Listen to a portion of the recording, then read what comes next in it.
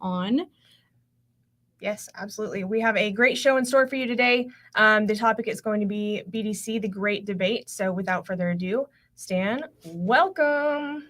Hi, thanks for having me. I'm excited to be here. Thanks for being here. Yeah, we're so excited to have you here. Absolutely. Give our audience a little bit of a intro to you and your experience and what you do.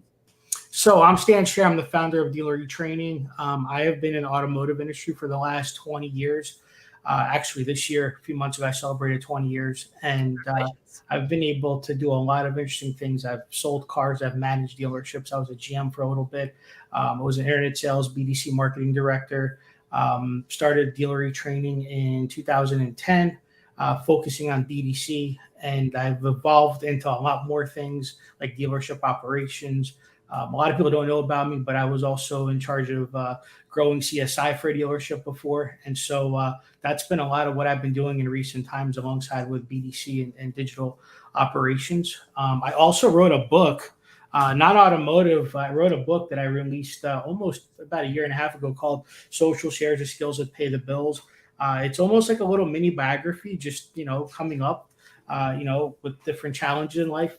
So I was originally born in Ukraine. I came here when I was 5.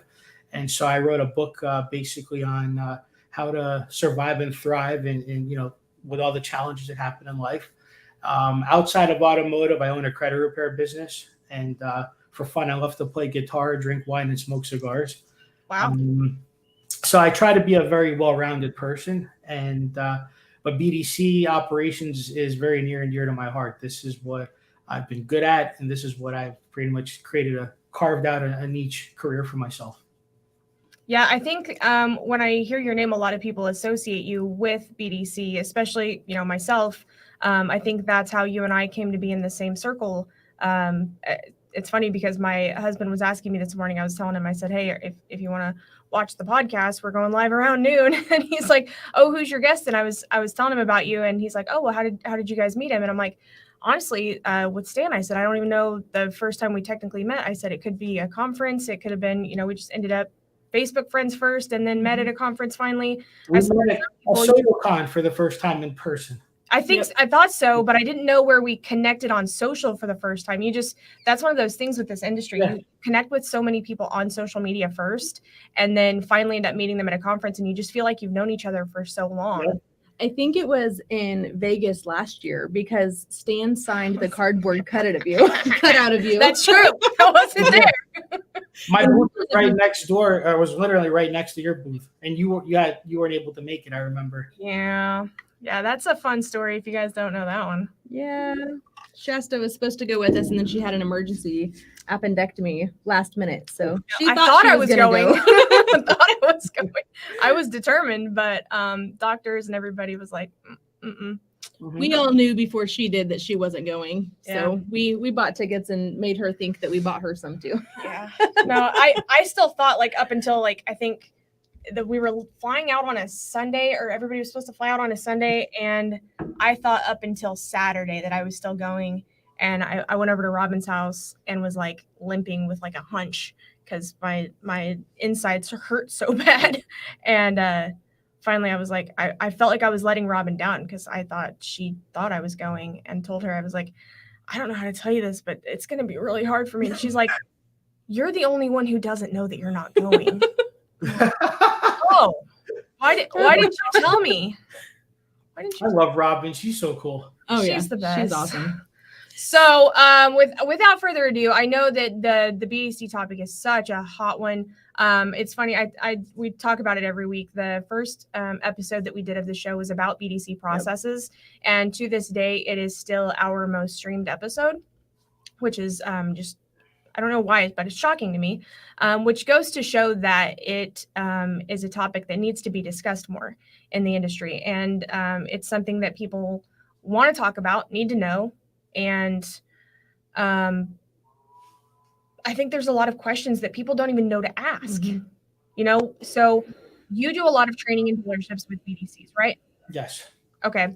What would you say is the number one topic you feel you have to hit on almost every dealership you go into with the BDC?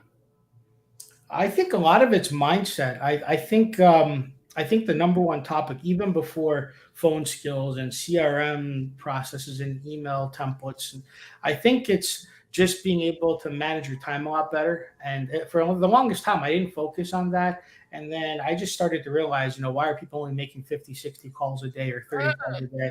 And I think it's really more time management. I think it's really more of a mindset. I think a BDC person needs to be self-motivated. I always talk about a couple things. Number one, they need to learn communication skills. There's a lot of things that don't get trained. I mean, we can train people on phone processes and how to talk on the phone, but communication skills. Many years ago, somebody turned me on to Toastmasters. And I talk a lot about this, even when I facilitate meetings. I do work with an OEM, and I talk about, even for salespeople, it's important to get those communication skills, get into Toastmasters so that you can network with other people and you can learn how to be a better public speaker and an effective communicator. Matter of fact, the first 10 speeches that you do as part of a Toastmasters meeting is to turn you into a effective communicator. So I think that's a self-development thing. And I feel like BDC people, a lot of them, I wrote an article not long ago on LinkedIn, a difference between a BDC professional and a BDC hack, right? And I feel like a professional is one that is self-motivated. They're constantly learning. They're on YouTube 30 minutes a day. They're watching videos, whether it be your videos or my videos. And so I think that's the most important thing. Everything else is just process. You start doing it every day, it becomes a part of you. Absolutely. And I think something you said there, the communication piece for the BDR is so important, because if they don't realize how they come across to the customer, because you lose, this is something that a trainer once told me, you lose 4 out of your 5 senses when you're on the phone with a customer. The customer loses 4 out of the 5 senses to connect with you. You only have sound at that point. They can't see you. They can't touch you, which sounds weird. They can't smell you. They can't, oh my gosh, now I'm forgetting the 4th. Sight, sound. Well, they don't want to taste you. So I guess that's the 4th. That's the 4th. But they lose those other 4, and so they can only hear you. So if you're not smiling, if you're not, speaking up and clearly, that's not a positive experience for them. And so a lot of times, if you just have your voice down here and you're, focused on the one thing you're paying attention to, and you're just down here, you don't realize how much you've just dropped your tone of voice and made that conversation not a positive one for them. Yep. You've got to keep that tone of voice up. You've got to speak clearly. You have to enunciate, and smiling while you dial is so important. We literally had the conversation yesterday about putting up a mirror in somebody's bay so that they can see themselves while they are on the phone and see the facial expressions that they make. Because, hey, you need to see, if you're not smiling while you dial, you're probably frowning. And if you're frowning, the customer can hear that, I promise you. Well, let's not forget too that, being a BDR is such a repetitive job. Mm-hmm. You're constantly doing the same thing over and over again. And although you're going to have different conversations that are going to go in different ways, I think that unless you can really see yourself, I think that repetitiveness gets somebody kind of bogged down a little bit. And it's hard for them to remember to pick up that energy level again once they've done it so many times. Mm-hmm. Yeah, 100%. And I've been training that. And with my teachings, I tell people, get a mirror, and they're like, I don't want to look at myself. Well, trust me, you'll learn a lot about yourself and things you need to improve on just by being able to see your face. And because a lot of that, it's your energy, right? If you're not smiling, you have that negative energy and the negative vibe, and it's going to affect what you say and how you say it. We don't think about that a lot, but it's true. It's funny because Robin's watching with us, but Robin's been our podcast coach since we've been doing this. And from the first episode, she's watching, and then she'll write us little tips as we're doing this. And she's like, okay, so you guys need to smile more. You need to look at the camera, not the screen. Look up at the camera, make sure that you're smiling. And it's like, and so we've gotten to the point where we're having to sit here, and you almost have to awkwardly smile the whole time. And you're like, it feels so unnatural. But if you don't, then you just have RBF the whole time. And they're like, with her, why is she just sitting there with sour face? And so it's, even when you're on video too, it applies there as well, because you don't realize it if you're not paying attention to it. But I'm sitting here trying to look at you, Stan, because I feel like I'm having the conversation, but you don't know that I'm looking at you. It just looks like I'm looking off to the side. Yeah, like I'm looking at the camera, which is a little slightly higher, and then I'm looking at you, and I'm like, okay, I'm not really looking at you. I feel like I'm not paying attention to you if I'm looking at the camera, but then it actually looks like I'm looking at you. So Stan, what do you think is the biggest training flaw that you see whenever you go into BDCs? Like, are there bad habits that are being trained into BDCs that you're seeing, while you're doing your own training? There's a lot of flaws. And I go back to being a professional versus being a hack. Too many people think they know it all. Too many people don't want to self-develop. And what happens is it comes from the leadership of the department. You walk into a dealership to start training, and you'll notice when you have people in that department that who listens to you and who wants to take notes and implement things, and then those people that will try to fight it and say, well, that's not going to work.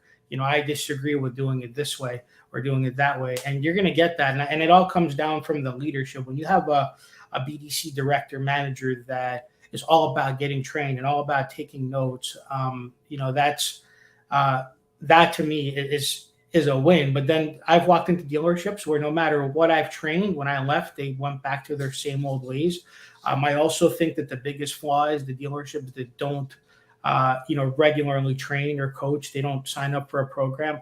I can't tell you how many dealerships I walked into and provided a service and then it just ended up being a Band-Aid, right? And it's like 3 weeks later, they're back to their same old ways. And then the blame gets put on me for not doing a good job where I put my heart into it, even more than I should have.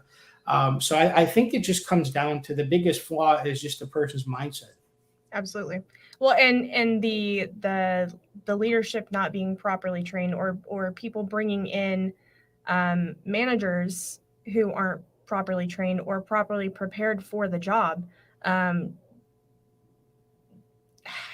it's hard to find those people. You and I know this is not an easy job.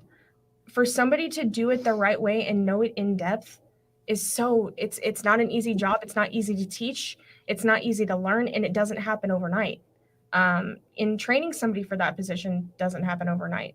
Yes. Well, and I think that dealerships are so quick to spend tens of thousands of dollars on training their BDC, but then when that trainer leaves, who is there being the leadership from the top down, enforcing that training, saying, hey, we just spent thousands of dollars on you guys to train you guys this way. Why are we not applying that? Mm-hmm. So if the leadership at the top is not invested in the BDC, absolutely, it doesn't matter how much money they throw into training. That BDC is not going to continue to perform after that trainer leaves.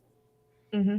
That is true, and it happens a lot. Like I'm in stores 3 to 4 days a week, and I'm probably working with close to 30 stores, on the OEM side, and I can say that. Maybe 5% of the BDC managers that I actually meet actually truly invest in themselves, and they're focused. And I'm a very big nerd at this, and I love it when I can walk into a store and sit down with a BDC director. And I have one BDC director in a store that taught me how to do text blasts through VIN solutions. There was a sneaky way of doing it, and he was showing me how to do it, and he does it in his store, and he does well with it for service and sales. And then, I'll come up and I'll talk about ChatGPT, and then he actually sits there and takes notes. And I always love that. But then you have others that it goes in one ear, out the other. And that happens a lot too. So for me, it's a lot of fun when we can really have that real engaging conversation. I have to address this comment from Ron. Other managers and staff think the BDC is the redheaded stepchild of the dealership. That needs to change. BDC is the heartbeat of the dealer. He's right. It's true. 100%. It's true, but it's hilarious because I have 2 redheaded stepchildren. Well, you know what? He's right. And this is why I'm out of retail. This is why I don't want to be in retail anymore. Yeah. I can't tell you how many times I went into stores, fixed things only to be told you're being paid too much, or we're going another direction, or maybe my pay got cut. That's why I personally left retail, because I knew that I was good at it. I've never went into a BDC that was failing. I would build it up and I would make things happen, and then it would just be, because how some dealers are. They change their mind. 1 month they're outsourcing, the next month they're building, and they spend so much money on chairs. It's crazy. Yeah. So I've been there. Sergio here says he agrees. The training does not happen overnight, but as well, a lot of the CEOs expect results right away. So Sergio actually runs an outsource BDC that is actually located in Belize for a store located in Texas. Yeah, he's a great manager. He implements when he needs to implement. Great manager, but it's true. It doesn't happen overnight. And I'm a person that I'm all about instant gratification, and this job and instant gratification 100% do not go together. It does not go together. And so I find myself disappointed more times often than not. Hey, I'm going to pause here for just a second because we have a couple of more viewers come on. Will you guys please go and share this podcast? Share. Thank you. I gotta add a quick point to that, right? About the instant gratification. I always walk in, and I know everybody always wants results right away, but I always walk in and I always say it's going to get worse before it gets better. You got to give me 2 weeks. And I'll give you the perfect example. Last year, I took over before I went on the OEM side. I took over to run a 6-store group, which I quit after 2 months. And we had an outsourced BDC, which is, we're going to get into that discussion in a little bit, I know. But we had a situation where we had an in-store BDC making calls, an outsourced BDC making calls. We had a third-party AI program engaging and our salespeople. And I remember coming in my first Saturday, only had 2 people show up out of 29, and we had like 15 cancellations because the customer felt like there was too many people hitting him from all angles. And was it the same store? What's that? That many people were dialing for the same store? Well, yeah, it was for 6 stores. It was for 6 stores. It was crazy. And so and then I'm getting told, oh, your first day in and already we're failing. And I'm like, it's going to get worse before it gets better. And I got that quote.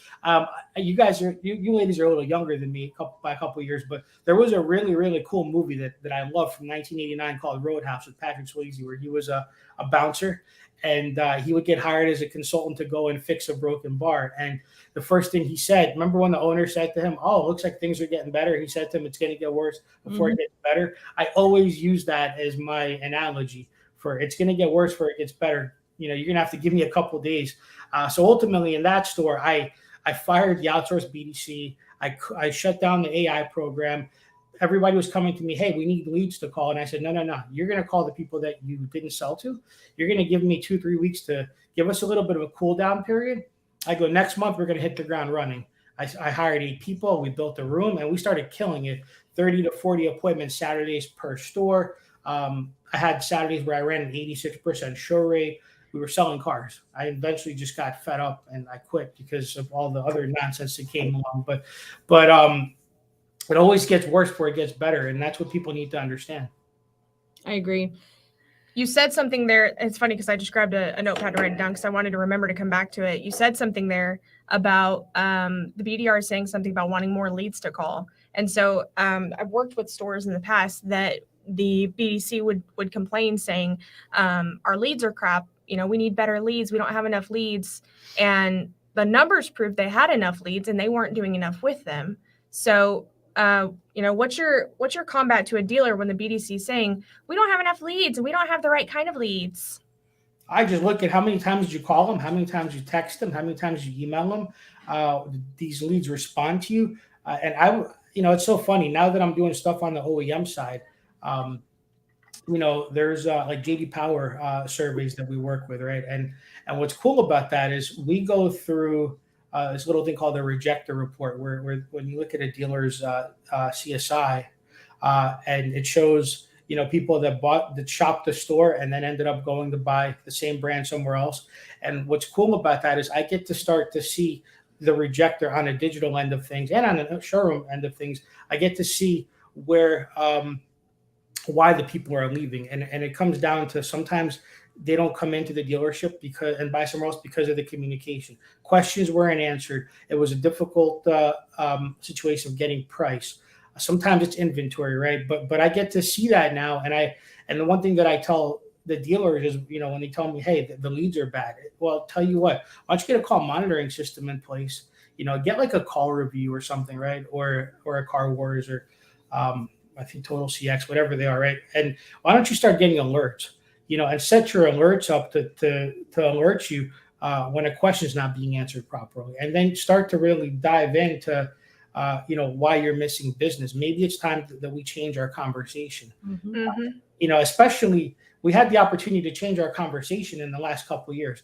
It went from what's your best price to do you have the car in stock? And now it's coming back to do you have the vehicle and what's your best price? And by the way, what's the rates and residuals? I started noticing that in January when I started going into stores. So the conversation is going back. So we need to be able to switch from one mode to another mode to work in with the market. Absolutely. Well, and that was another conversation that you and I had not too long ago was, we needed to go back in and audit our scripts and make sure that they are still relevant to what we're seeing in the environment and in the industry. 2 days ago. Yeah, literally 2 days ago, we had that conversation. Yeah. Well, because we in the BDC have to stay relevant too. It's not just the sales team and the sales managers. We have to make sure that we're staying relevant to what's happening out there too. Is what we're telling the customers still able to bring them in, get them converted to where they're set up properly for the sales team. And, we can bring customers in all day long, but if we're bringing them in mad, then that's not a proper at bat for the sales team. Yes. So then, we're not doing our jobs effectively. So Stan, I know this is a little bit of a controversial subject for you and us, but at what point do you say, I think that you're better off outsourcing this BDC? Or would you? So I was anti-outsource for a long time because one, if I'm going to work at a dealership, it puts me out of a job, obviously, but I also felt like it's better when you're in store, you know what's going on. You have better communication with management. You know what cars in stock. You're less likely to bring someone in wrong.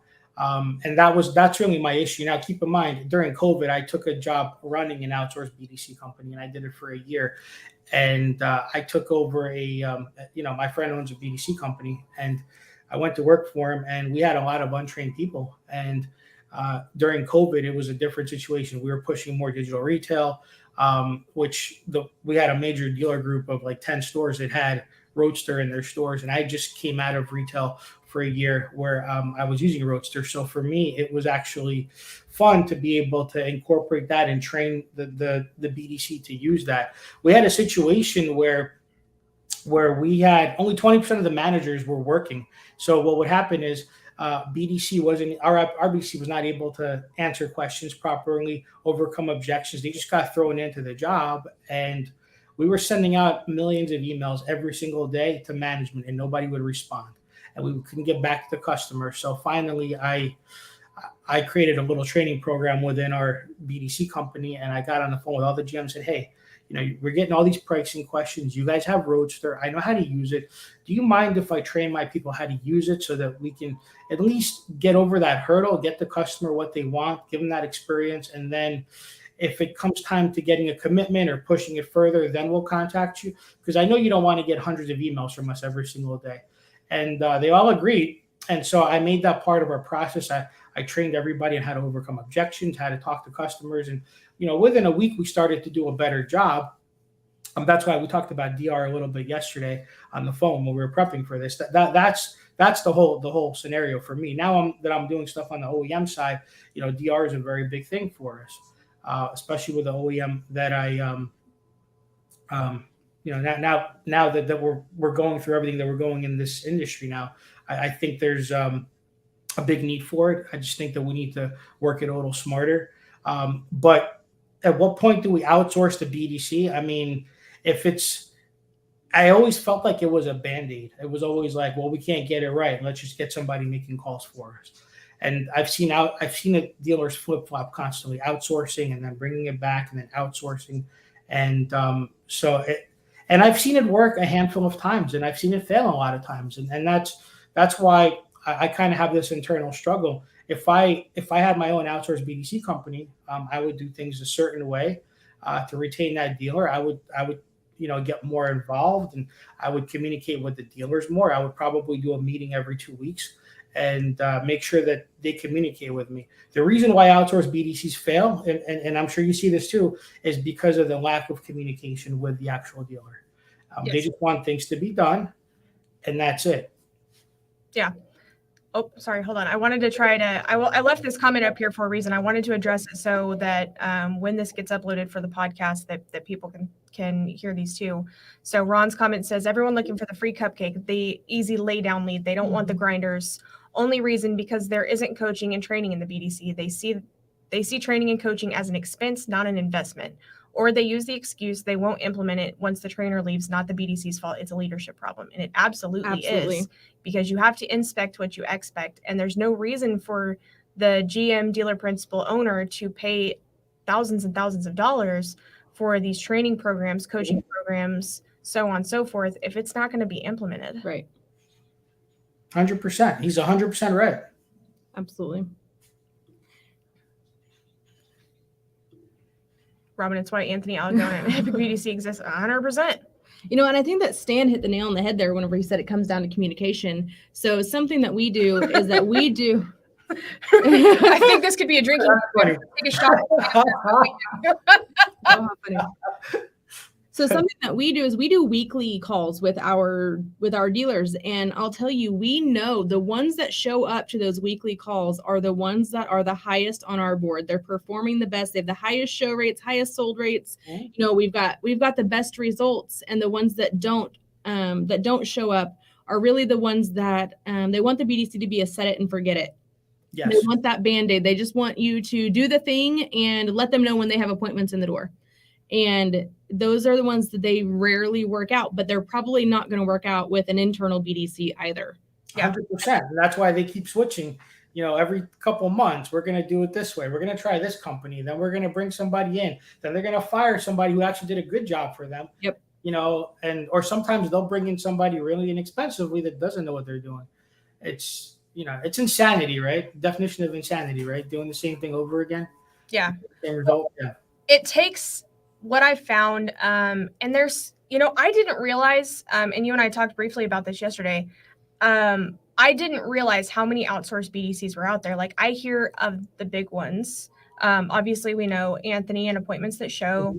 We've heard of, I can never remember if it's BDC Central or Central BDC. Central BDC, yeah. Okay. And I think they're the ones who recently got bought out, like the beginning of this year, by Power BDC. I don't know. Yeah, I can't remember. Maybe. So then there's Power BDC, and then Elite.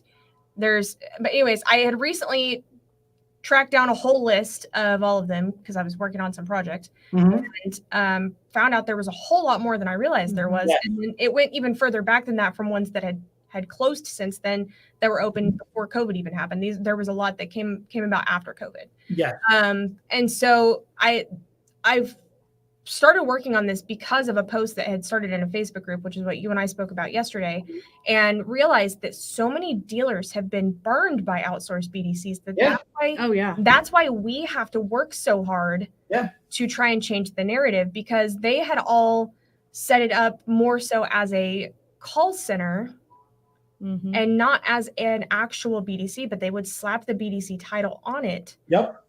When they never had the intention of being a BDC. And so many people, it's funny, so many people have tried to convince us to be that call center or to change things, change the way we do things. Oh, it'll save you so much money. Or, you'll be able to have so much more capacity if you'll just do this, this, and this. And it's like, okay, but what does the dealer need? Yeah. Right. What is serving the need of the dealer? If the dealer doesn't have the capacity to train or maintain or hire any of these things consistently, then they need this in a different location. Right. And we can offer them that. We have 170 seats here in this building. I love it. Still want to visit you guys. You need to. Well, come on down. Yeah. One of these days. But that's one of the most important things, I think, is making sure, if you are going to outsource, and we're not the only people, and we're not even the only people who do it right. I mean, Anthony Alagona, who's in the comments here watching with us, is Anthony. Oh, he's my buddy. Amazing. It's amazing. But there's other companies that do it right too. There's not just one way to go, but do your research. Right. Ask the questions, the right questions. Yes, ask the questions. Call their references. Okay, I almost went rules. Call their references. Ask the dealers who are using them. You know, what has your experience been? ask what your concerns are. Find out what that is, because you have to know before you go into it, and give it time. Yes. It is not going to be a success overnight. I promise you. Every dealership is different. Every market. Every oh my God, every market is different. Like upstate New York and Detroit, Michigan. Yeah, Southern California, Southern Florida. They're all different. Mm-hmm.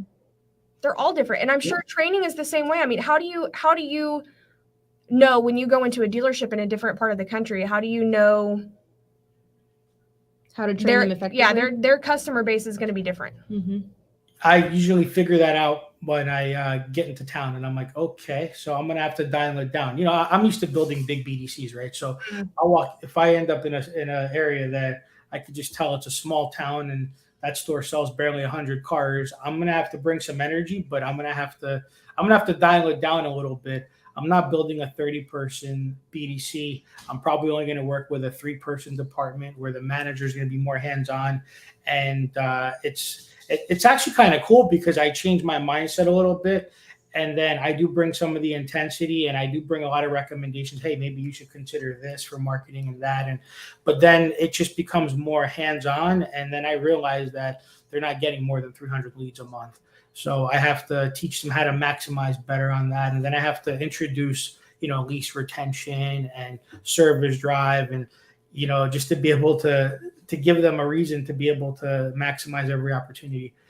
So immediately on the fly, my curriculum changes, but I have so many different training manuals. I have so many. I mean, it's funny. I go through my Google Drive, and I have things from 2011, and then things from 2014, and then last summer I redid my curriculum again because I walk into dealerships, they're still saying the same thing on the phone they did 10 years ago. So I change up my curriculum constantly.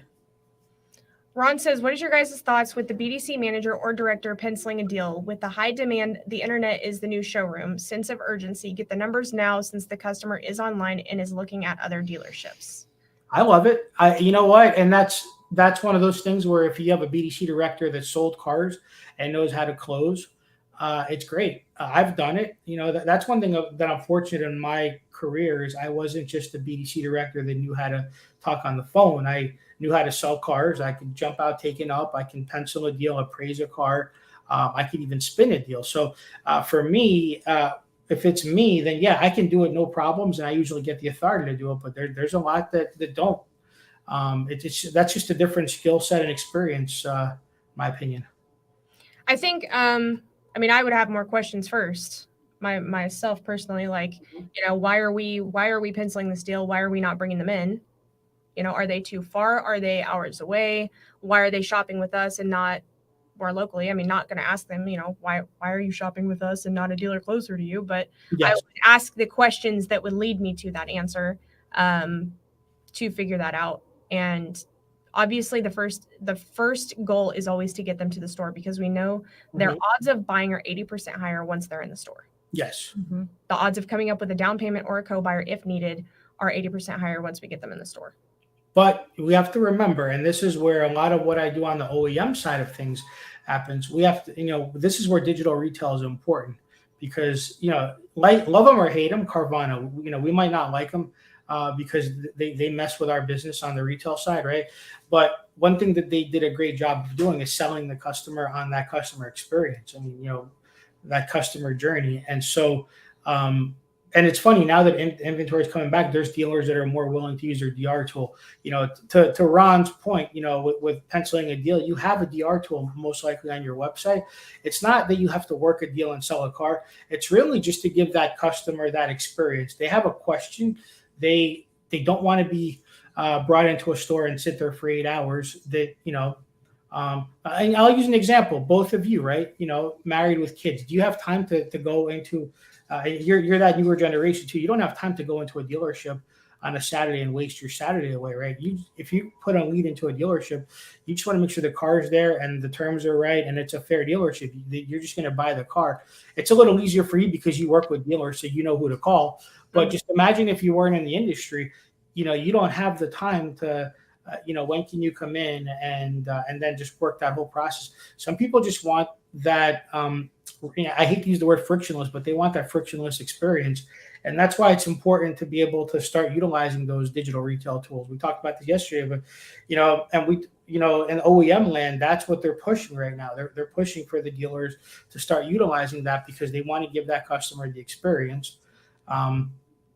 She's bringing me a cigar from Costa Rica. Thank you. But that's where I think digital retail is important. I think it's we need to do a better job of coaching our customers with that. Mr. Customer, I'm very mindful of your time, or Mrs. Customer, I'm very mindful of your time. We could do this a couple different ways. We could set up a VIP appointment so you can come in and we can work everything out for you, or we can start the process here since you know what you want. But now I see Robin just let's address subprime. 100% agree with you. It's not possible to do that with subprime. Subprime is a different animal.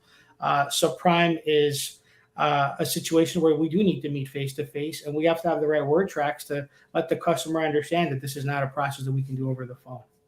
Well, and the majority of customers are subprime. Other than, those people who have the exact vehicle picked out, which I'll tell you, we don't deal with very many of those. Between all of the stores that we work with, when a customer is interested in a vehicle, the odds of them buying that exact vehicle, I would say, is probably less than 20%.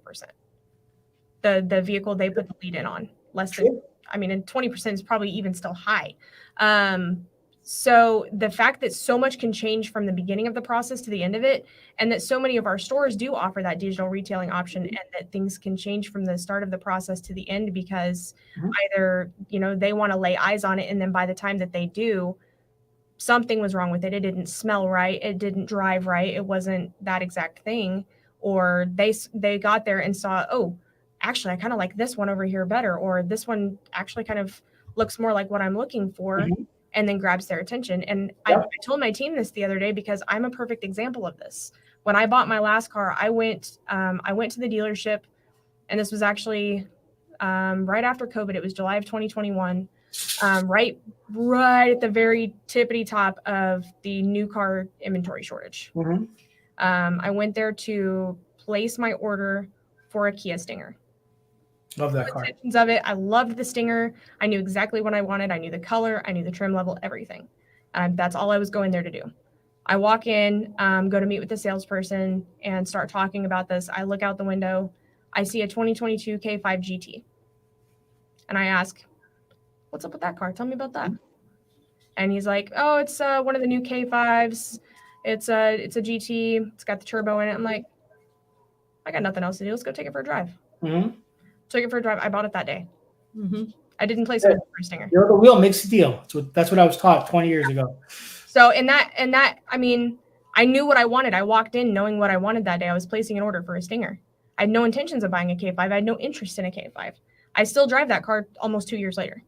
I love that car. That's a cool car. It is. It's got some interesting product. It's this cool might as hell. be the longest you've kept a car. I think it is. I think it is the longest I've kept a car. But it goes to show that even somebody in the industry who knows how all of this crap works can get surprised. Thinking you know that you want something. And so that's the hardest part about this digital retail, and even being in the BDC part of things, because that's how we train. And that's how we train these agents is to never oversell on the phone. We're not selling cars on the phone. We're selling appointments.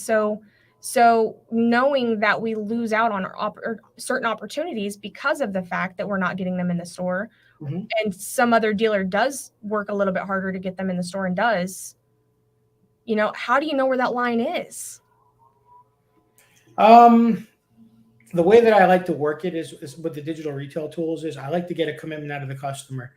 You're not trying to sell the car so much, but you want to get them more committed. And one way that I'll usually do that, utilizing the digital retail tool, is I will get them to give me a credit app. They'll make me an offer on the phone, and as much as I don't like to say on the showroom floor, if I could do this, would you? Because that was an old school line. It actually has worked for me in the BDC, and I would normally push for a credit app. I get a credit app from them. They're more committed.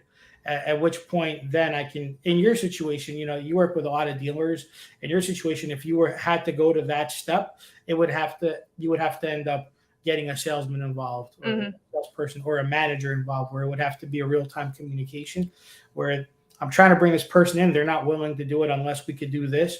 And then you know what the reality of it is? They can work their DR system in the store. I had a store that I was at a few weeks ago that they have a BDC for 3 stores. And then as soon as it becomes a discussion of price, and this store sells almost 200 new cars a month for that brand, it goes right to the sales floor, and they use dealer.com. They use their digital retail tool, and their salespeople jump on it, and they schedule deliveries, and they work a deal over the phone. BDC still gets credit because they worked it as much as they could, but it helps them sell about 30 cars a month that way, and that's their process. And I thought it was really neat, and it really opened my mind up to a lot of things. It's funny, a lot of stores, you talk to managers, they don't want to use the tool. They don't want to use it in the showroom. It's a fear of loss type situation, right? Where they lose their control, which to an extent they do. Mm-hmm. So I always challenge the dealers, if you're going to get to that, make sure that you have a seasoned staff, make sure that everybody's on board. Obviously, if you have a green pea salesperson, you don't want them learning that. They need to learn how to communicate first and start selling 20 cars a month before they can get to that. But I think that tool is really there more for technology assisted selling more than anything else. Go ahead. We do that all the time where we go to talk at the same time. So is that something that do you think should even be something that's handled by the BDC, or would it complicate their thought process too much and should be handled by either an internet sales team, something along those lines? I think when I continuously try to wrap my head around it, I think it muddies their brain too much. It does. Not everyone's going to think like myself or operate that way. Not everyone's going to think like yourself. You might be able to work it no problems. Right. You're also seasoned. You're also a trainer. You know what you're saying and how to work your technology. I think that it really depends on the dealer. It depends on their process, how they operate. If you're telling me you're working with a lot of subprime stores, that might not even be a situation for you. You might not even have to worry about that. But you also need to think about, how do I bring more people to the store? What can I say to get that customer, to want to trust me and do business with me? And, to an extent, I would use it more for, you don't even need to use your DR tool. Maybe you can get a credit app out of them. You get someone to put a credit app in, it's a lot easier to ask them for the appointment. They're going to come in. Now they're committed. It's one of those give and take scenarios, right? You got to give a little and take a little, and that's really what it comes down to. Mm-hmm. But yeah, if you're going to have people that are brand new to the job, I wouldn't just have them. Oh yeah. Well, and I think, like you said, that with our seasoning, we can tell the difference in those customers. I'm thinking back on some experiences where I've had customers that were like that. We had a big Kia store that was down in Florida that they advertised all over the country. And so they would have people, when Tellurides were like the big dang deal, or the carnivals even, that would call in from all over the country saying, I have been looking everywhere for this SX Telluride with the wolf gray exterior and this color interior, and you have one right now. I will put a $10,000 deposit on it right now if you will keep it for me and deliver it. I will buy it right now. And you're like, okay, like that's a serious buyer, Yeah. And so same day, somebody else could call in and be like, yeah, I live in Minnesota. I know you guys are in Florida, but I'm looking at this and kind of just want to know some pricing information. And you guys deliver, and what does that look like? And what's your financing options? You probably know that's not an actual deal. Mm-hmm. Yeah, 100%. So you have to pay attention to their tone, right? How they talk to you, how they ask. And I always talk about that. The more experience you get being on the phone, you'll be able to tell by how someone talks to you. Mm-hmm. Well, especially if somebody's been looking for that model for a while, if depending on how long they've been looking for it, if it's the exact one they're looking for, they're probably at the point where exact price is not even a factor for them. Right. 100%.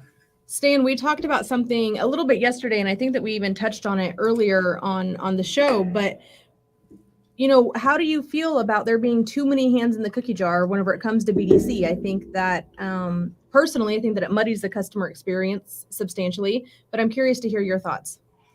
Well, that's what led me to when I took the last opportunity to build a BDC for 6 stores. I got rid of everything and I said, we're going to start fresh. It was halfway through the month. I said, let's just get through this month. Let me hire a bunch of people. Let me train people. Let's get everything up and running. My issue is, and this is really more, and listen, I'm a vendor too, right? But this is really more as we have too many vendors in the space. And this is no offense to anybody in particular. There's too much technology. There's a lot of really, really incredible technology. You go to NADA Digital Dealer. It's a buffet of opportunities. We have a million different lead engagement tools. There's a couple that I personally like. That I'm a fan of, but then we have CRMs that we can condition and set them up to do things a certain way. Then we have people that we have to hire and train them to do things a certain way. And then of course you have salespeople that are sitting there waiting for the next up that are being told by managers, you need to get on the phones. And then what happens is between a BDC calling, an outsource BDC calling, an AI tool sending engaging messages, salespeople calling with a different message completely. I just feel like, and I everywhere I go, I call it too many hands in the cookie jar syndrome. Mm-hmm. And that's unfortunately, that's just a technology. And that's that the mindset that we have is we need the instant gratification fast and we're going to get there no matter what. And we just start to forget completely about how the customer feels and how they think. And then you show up on a Saturday and you sell 0 cars and 2 out of 29 appointments come in. And then you start seeing a lot of people calling saying, you know what, you guys are harassing me at this point. I'm done. And it's like, okay, I have to take everything away.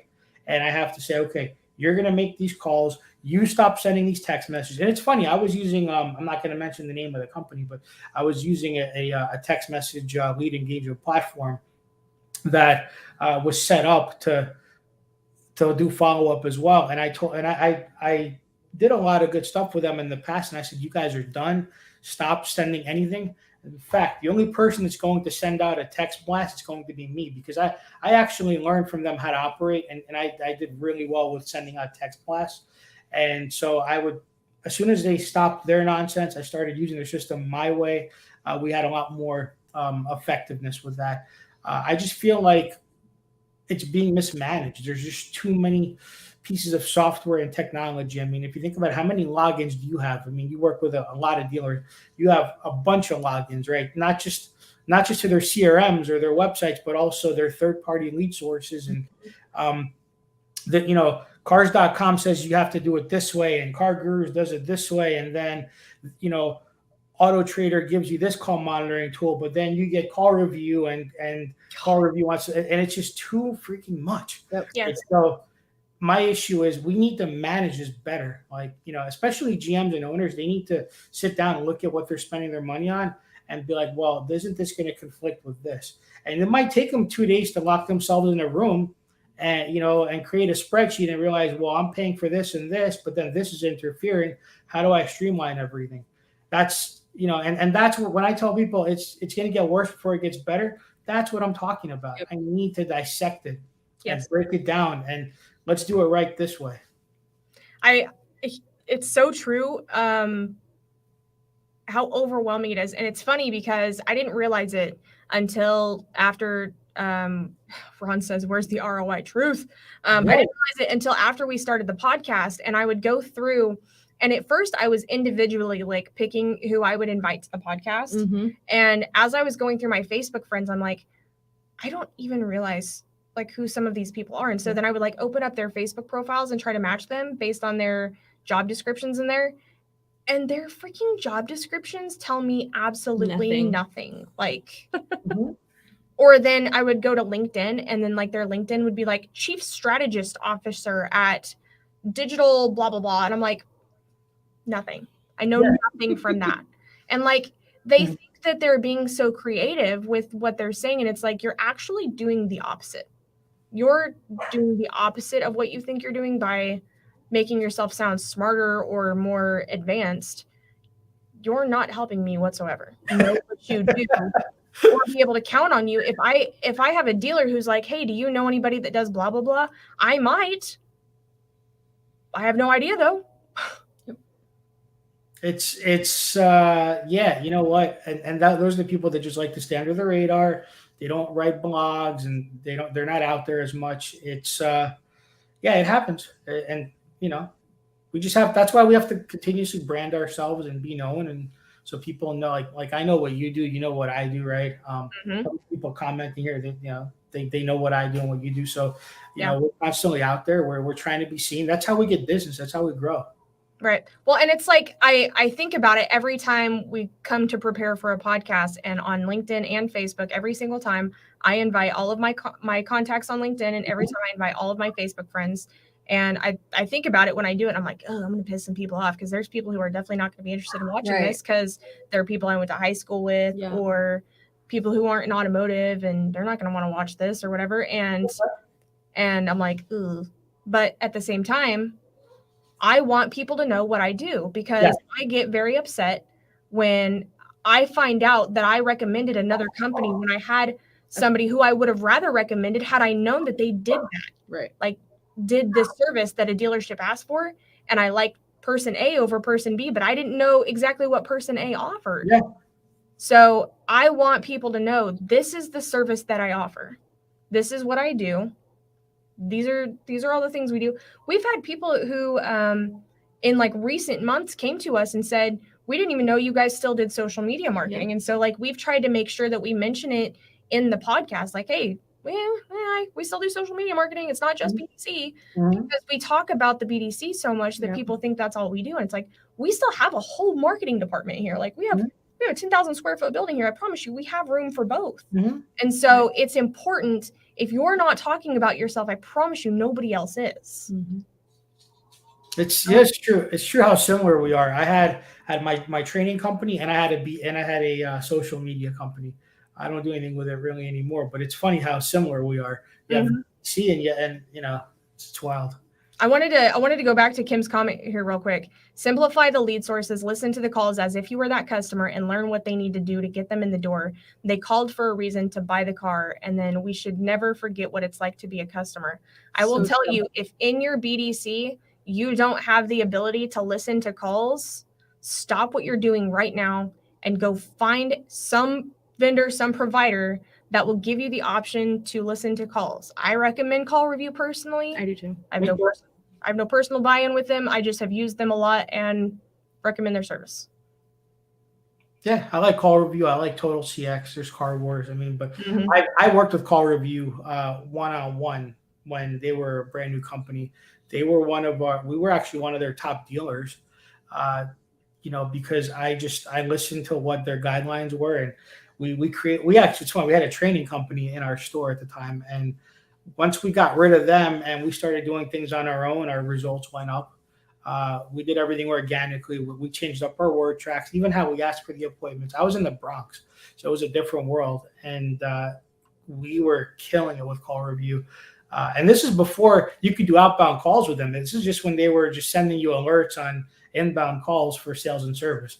So that's one of my least favorite parts of them, is that it's so built around the inbound and not the outbound, because so much of what the BDC is outbound. And I know it would take so much more volume to put the focus on the outbound, but obviously as BDC managers, like, we need to know more so what's happening on the outbounds, but obviously there's more opportunity on the inbounds. So I understand it, but I would have more information to go off of if there was more platform data available for the outbound. Sure. So if anybody from Call Review is listening, please hear that from me. Thank you. Yeah. So that's not a bad idea. Stan, we're getting ready to wrap up here. Can you tell our audience and all of our viewers here, what's the best way to reach you? So my website's in the back, eTraining.com. It's the word dealer, the letter E, the word training. You could find me on Facebook at Stan Sher. You can find me on Instagram at Stan Sher. I'm on LinkedIn. I'll even put out my phone number. It's 732-925-8362. Call or text me anytime. I'm available to talk to anybody at any time. Absolutely. Perfect. Thank and you I so have much. one question I want to ask you Sure. before we go. I'd written it down and I didn't know we were wrapping up this quick. Otherwise I would have asked it already. I'm sorry. You're okay.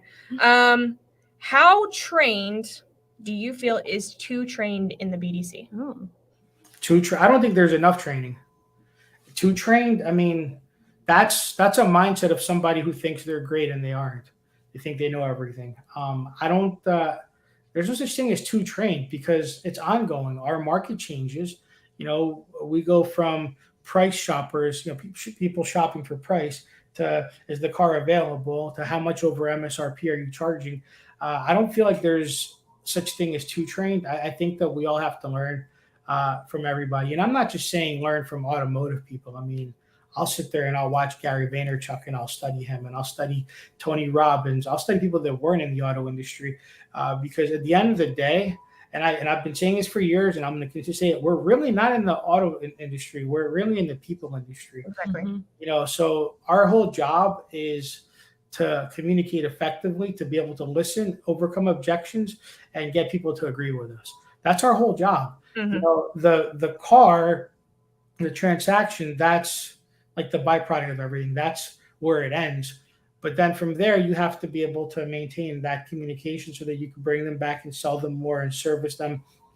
So I don't believe in such a thing as too trained. I mean, I think my skills are very honed, and I still, you know, I was watching Andy Elliott today. I was watching him his stream, right? And I'll say this: I don't always agree with everything that he says, but then there's things that he says that really like spark, you know, light a match for me and really sparked me. Like he was training a group today, and there was things he was saying that I was like, wow, like never thought of it that way.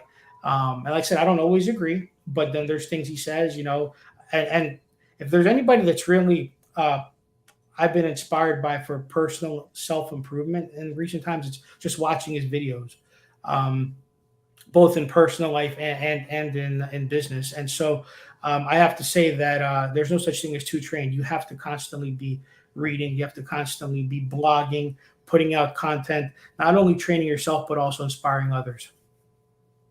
Do you think that applies to, I want to find the way to word this right. Not quite vehicle knowledge, but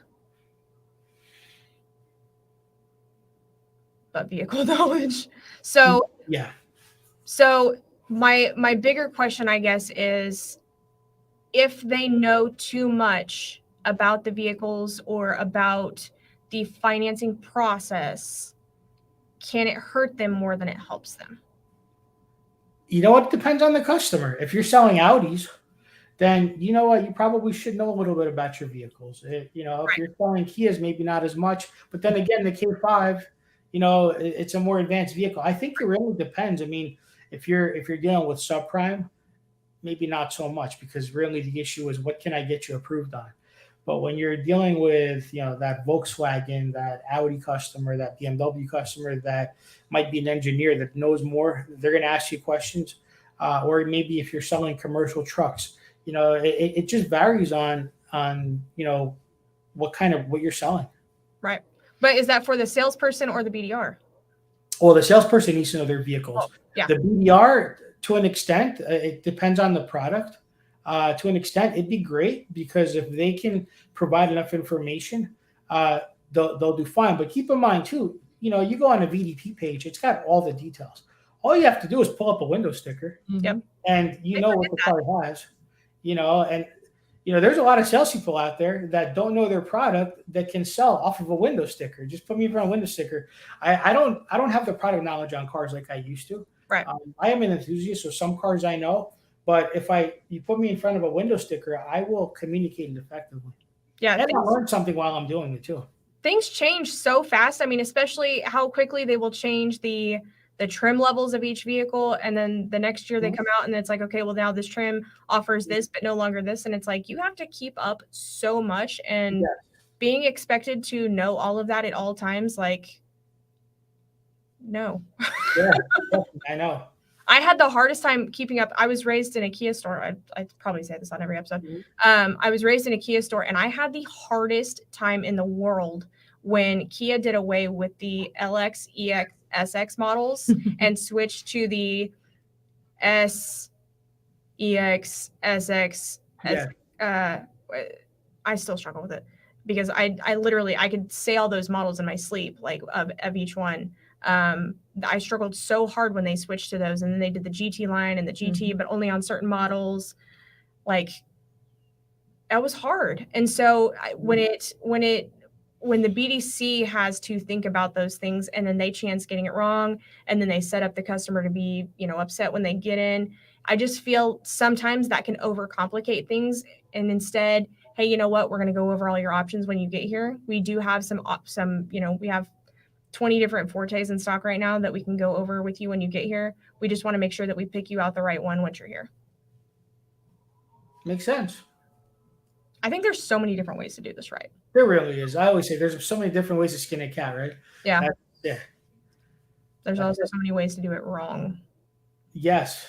Oh my God. The stuff that I see sometimes, I'll go into the store. When's the last time you changed your email templates? Oh, it's been 3 years. Oh God, that's yeah. We're marketing 4 times. So you're still saying the same message, even though you have no inventory. Like, what's going on here? I had talked, it's funny, I re-listened to our first episode the other day, and I'd re-listened to it. I had stopped having our BDC use the templates because they were all the ones that were either in the CRMs or that the dealership had built years ago. Yeah. Like, these are awful. The fonts don't match. Like, guys, stop using templates. Just stop. And I was like, please just hand type all your emails. And then not realizing, like, that's so much to ask of them to hand type that many emails a day that they just didn't send any emails. And then Chat GPT came out, and I'm like, oh, guys, use this. And then like that wasn't like the greatest either. And so I'm like, you know what? I feel like I'm pretty good at knowing what to do. I'm just going to build all my templates. Like, I want the templates to look how I want them to look. And I know what I would want to say to where it sounds like this is a personal experience every time. And it's matched with where the customer is in the process. Mm-hmm. So I made my own for if the lead's not contacted, if it is contacted, if it's a missed appointment, where they are in the process, and just threw them all in the CRMs. And I'm like, you guys don't even have to think about it now. Just go on. It's funny. I did that in recent times, and I had ChatGPT help me shorten stuff. Mm-hmm. And then I would it would make me think differently, and then I would rewrite it. But I make it now where it's 3-4 sentences max. And it's, you hit them once, twice a day, and then you skip a day or two. And then, but that's how it should be. The old email templates, and I used to use them like crazy. And I remember I stole this from Acton Toyota in Littleton, in Massachusetts, from many years ago. They used to have a really incredible autoresponder, and I stole it from them, and then I reworded it, and I used it, and I believe it or not, I still use it, but I shortened it a lot. It was a whole book, and it was engaging because it would. Can you skid a cat the wrong way? It was interesting because it would be an autoresponder with. With 3 engaging questions. And so when the customer would get that email template, they didn't think that it was an autoresponder. They thought that it was very personalized, and it would help me get more responses. And sometimes even before I can call them, they would set up an appointment with me. And so I still use that till this day. It's a good practice. The goal is to make those messages not look like they're templated or generic, and make them sound like they're personalized. Exactly. And that's what I did with mine too. Like, that's why I hated templates, is because customers know. They know when it's not you talking to them. And so that was when I built them, I wanted customers to feel like this is somebody who's actually reaching out to me right now. And so I took my time with them, and with every thought, and the whole thought behind it was, we started this off as a marketing company. And when you're marketing, the thought behind every post you make, every ad you make, is this has to create engagement. How are people going to engage with this? And so I used that thought too when creating these templates. And it's not just, I want to send this out just to send this. I want to send this out because I want them to engage with it, and I want it to grab their attention. Yeah. So it's, on day 1 saying something, and then knowing that on day 2, what I said the day before. And then on day 12, remembering what I had said on, day 1 through 11 and referencing back, hey, a couple of days ago, I had asked you about this, but I didn't see that you responded back. Because remember, all of these are based on the current status. So these are all assuming that this customer still has not responded to me. So that is so important. But the biggest but of all is that so many people are not trained to do that. I can probably count on one hand in the 10 years I've done this, the people that I know that are trained to do that in their CRM. You're 100% right. And very, that's very, very few. That's the sad part, because even people who work for the CRMs can't properly teach BDMs to do that, or don't know to when they sign up with a new CRM. It's funny. I'm not going to mention the CRM. I was working with a CRM when I was dealing with that 6-store group, and my performance manager came out of the mailroom, which really shocked me, because I'm used to, for the amount of money we were spending, I'm used to having a pro that knows how to use the system. And I told them, like, no offense, but I'm going to ride you pretty hard. But you're going to learn how to do this, because if you ever get another BDC director at my level, they're going to be very difficult to work with. So we're going to learn this together. I'm like, but you're going to get 20 calls a day from me. Which, they didn't know what they were doing. Like, we had to go to a senior performance manager for certain things. You're right. It's sad, but it takes so much time and dedication to know how to do that, and then let alone how to do it in multiple CRMs, that finding the person who can even teach that is so hard. Like, I think of and there could be so many more people out there who offer this. So if I'm friends with you and you offer this and I don't know it, advertise it better, please. I think of people like Bobby Heron. So Bobby Heron is one of the very few people who I know that offers this as a service, that she does this in Vin Solutions, where she'll build out all of those processes for you, and also the templates that go along with it. And it's super nutted down, like down to the lead source even. Mm-hmm. But to my knowledge, she only does it in one CRM. She's a Vin master. She's part of that crew over the years that was using Vin.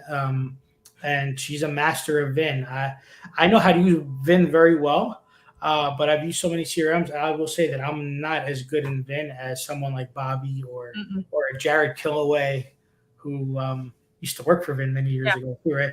So it's one of those things where if you're a master of the CRM, you could do that service. Yeah. So if that's something you offer, like, please advertise it, because I guarantee you there's people out there looking for it. I do offer it. I do get dealers that will bring me on just to go fix their email templates, and I'll do like a CRM coaching my way, not the way the vendor does it, but like my way. Like, this is how, at a high level, internet BDC director, this is how I would do things. This is why it should be done this way. And I do get dealers that bring me on to revamp their stuff. Yeah, I'm looking to do that a little more in recent times. Yeah, I mean, I didn't even know you did that. So yeah, it's part of. Listen, my website talks about more BDC than anything else, but I do a lot more than BDC. I do need to revamp my offerings a little bit, but that's. Well, use your socials too, because I mean, I never been on your website. Yeah.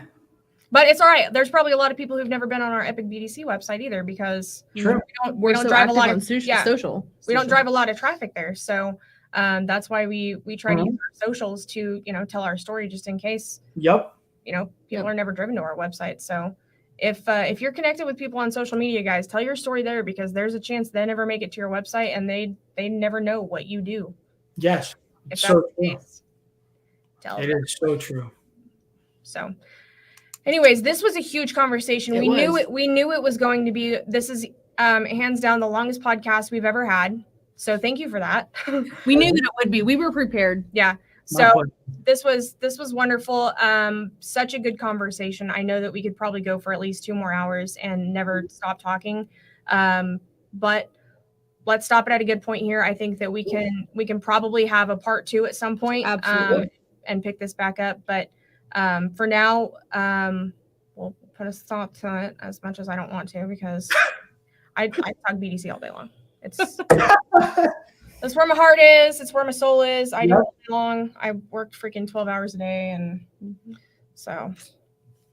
All right. Well, I guess we'll go ahead and start wrapping it up then. Yeah.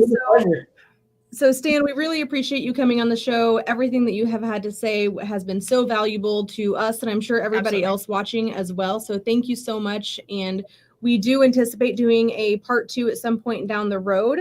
And we're excited for that. We're excited to see what more we can bring to the table for everybody with you, Stan. So again, thank you for coming on the show, and for everybody watching. In a world where you can be anything, be kind, because you never know what battles other people are facing. Yes. I love it. I love it. You got the church. Mm-hmm. So when you go out into the world this week, remember to light it up. And we hope everybody has a wonderful rest of their week and a fantastic weekend coming up. Bye, guys. Bye. Take care. Bye.